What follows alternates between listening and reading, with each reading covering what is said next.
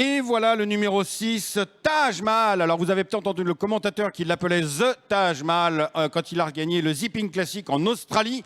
Et c'était pas n'importe où en Australie parce que c'était sur l'hippodrome de Flemington pendant le festival de la Melbourne Cup. Vous allez voir donc le mot Melbourne indiqué sur la piste au passage du poteau. Un cuir, hein, ce Taj Mahal qui gagnait ce jour-là de très très haute lutte. Parmi ses nombreuses victoires de groupe, il a gagné 3 fois des groupes d'ailleurs. Et il a été aussi plusieurs fois placé de groupe 1, deuxième des Secretariat Stakes aux États-Unis, aussi quatrième du Jockey Club d'ailleurs. C'est pas considéré comme une place de groupe 1 selon les standards internationaux et patati et patata, mais enfin bon, quatrième du Jockey Club, ça, à moins d'une longueur du gagnant, ça se note. Un fils de Galileo, le père de Frankel dont nous parlions juste au préalable, et aujourd'hui on devrait dire aussi le père de Galloway d'ailleurs, parmi les grands améliorateurs internationaux.